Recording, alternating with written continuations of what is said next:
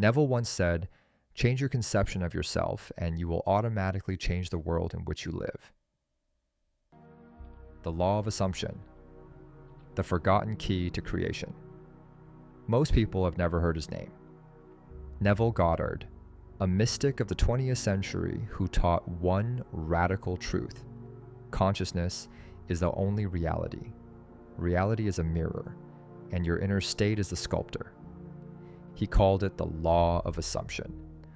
What you feel yourself to be must harden into fact, because energy follows feeling, and feeling sets the field in motion. The world isn't happening to you. It's harmonizing with the tone you hold. Let's be clear about what it is not. It isn't chanting words you don't believe.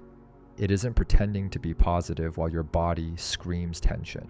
It isn't waiting for the universe to notice you. Those are emotions without identity.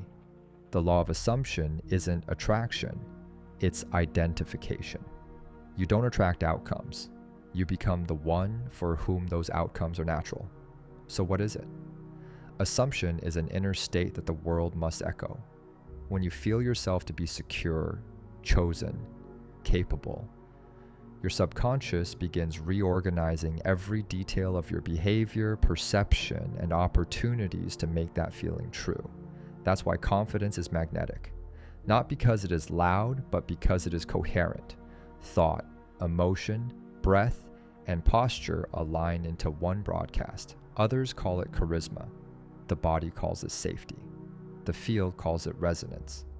Now the trap, the reason most people stay stuck. They keep checking the mirror. Did it work yet? Do they see me now? Did the numbers go up? Every check is a prayer of lack. Every refresh whispers, "I'm not it yet," and the mirror obeys. Chasing proof always creates emptiness because checking is a state, and the state you broadcast is not enough. You teach your body a cruel lesson. I am only real when others approve. No wonder you feel lost. You outsourced your center to a world that only reflects you. The law of assumption demands reversal. Stop asking the mirror who you are. Decide, and let the mirror catch up. The one who is does not check. He moves. Confidence isn't louder volume, it's fewer questions. Let's make this practical. You don't need endless rituals. You need one state stabilize. Step 1. Enter the state. Akin to sleep, or also known as SATS, sit or lie down. Inhale 4. Hold 4. Exhale 6. Repeat until the body softens. Aim for that dreamy border right before sleep. The conscious mind relaxes.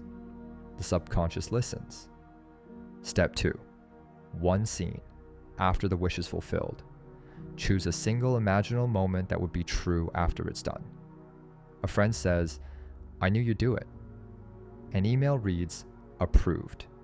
Feel the warmth of the light, the texture of clothing, the sound of your own relieved laugh. Shrink the words, expand the sensation, loop it twice. Let the feeling stay after the picture fades. When it feels ordinary, not distant, that's embodiment. Step 3. Assume and move. For 24 hours, stop checking. Act from the state. Ask, what would be obvious to do if it were already true? Send that message. Organize that space. Walk like someone who isn't trying to become, only revealing what already is. Step 4. Cut the static. Limit scrolling. Unfollow comparison triggers. Audit language. Replace "I hope" with "I choose." Every hour, check posture. Stand tall. Exhale slow. Let the body practice being the house that holds the state. Step 5. Script the nervous system. Confidence is regulation, not personality. Inhale 4, exhale 8 to calm the vagus nerve. Press thumb to middle finger when you feel that click of certainty. Make it your anchor. Each time you touch it, the body remembers. Let's ground it in life. Example: A. Career. Old pattern, over-explaining, refreshing inboxes. New assumption: I am already the person whose work is sought after. Scene: we're excited to move forward. Action: update your portfolio, send 2 clean emails, no chasing. Watch how the tone of your communication changes and the world adjusts. Example B, love, old pattern, anxious texting, seeking reassurance, new assumption. I am the chosen one in my story. Scene, morning coffee, sunlight on your hand, laughter. Action, reply warmly when you want, no performing. Presence replaces pursuit. Connection becomes natural. Wobbles will happen. They're feedback, not failure. If anxiety spikes, breathe out longer than you breathe in. If you feel nothing, add texture, not words. If results lag, remember, the mirror updates last. Your job is state. The mirror's job is mimicry. Confidence is frequency. Coherence, no inner argument. Stability, calm in uncertainty. Direction, action born from identity. That signal moves matter because it's the path of least resistance. You become the tuning fork that reality harmonizes around. Try the 7-day challenge. Day 1, choose one identity statement. I am the one who creates calmly. Day 2, nightly SATs, 1 7-second scene. Day 3, remove one static source for a day. Day 4, no checking metrics for 6 hours after posting. Day 5, embodiment hour. Arrange your environment like someone who already is. Day 6, compliment someone, let abundance circulate. Day 7, keep what made your body quiet. Repeat the week. By day 7, you won't just believe differently. You'll move differently. And the world reads movement. Here's the quiet secret. You don't have to convince the mind when the body already believes.